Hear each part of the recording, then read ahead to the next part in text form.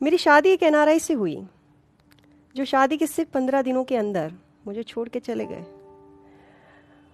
उसके बाद मैंने यूपीएससी सिविल सर्विस करने का सोचा। मेरे पापा टीचर थे,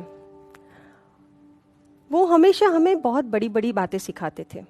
माँ ज़्यादा पढ़ी लिखी नहीं थी। मेरे 2 छोटे भाई हैं जो आज अपने क्षेत्र में बहुत ही आगे पहुँचे हुए हैं, इसलिए क्योंकि पापा ने बचपन में ही हमें एम्बिशियस बनना सिखाया।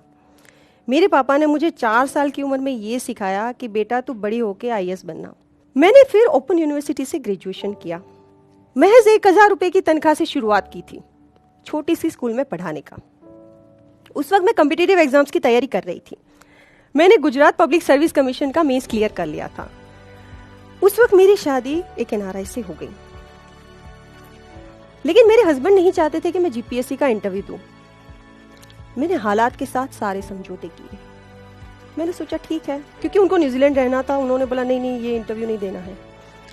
मैंने सोचा ठीक है, हालात के साथ सारे समझौते किए, कहीं कहीं से, क्योंकि मैं उनको प्यार भी करती थी। लेकिन क्या होता है जब आपको प्यार करने वाला इंसान आपको छोड़ के चला जाता है, वो स्पेशली जब आपका पति है।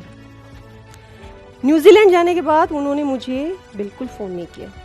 शादी के महज 15 दिनों बाद न्यूजीलैंड चले गए थे। उसके बाद मेरी उनसे कभी बात नहीं हुई।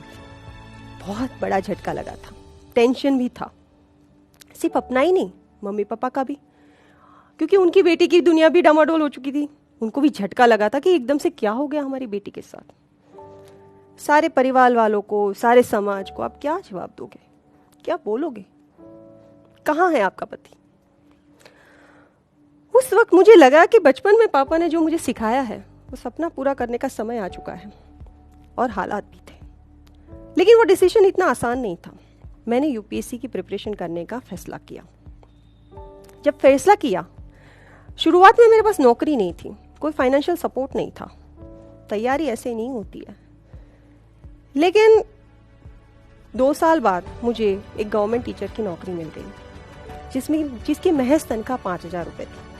मैं मेरे मम्मी पापा के गांव से 40 किलोमीटर दूर एक छोटे से गांव में रहने चली गई, जहां की बस्ती सिर्फ 15,000 थी, उससे भी कम। वहां पे ना तो मेरे पास इंटरनेट था, ना ही न्यूज़पेपर इंग्लिश आता था वहां पे, ना ही मेरे पास स्मार्टफोन था, ना ही मेरे पास लैपटॉप था। मैगजीन भी नहीं आते थे। मैं दुनिया के कंपटीशन से बहुत दूर अपनी तैयारियों में व्यस्त थी। मुझे नहीं पता था दुनिया में यूपीएससी को लेकर क्या कंपटीशन चल रही है।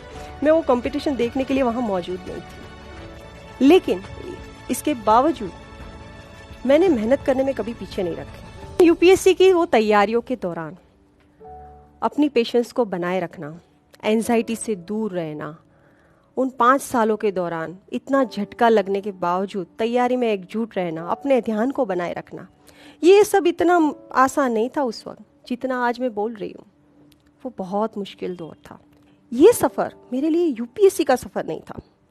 मेरे लिए ये सफ़र मेरे आत्मसम्मान को वापस पाने का सफ़र था।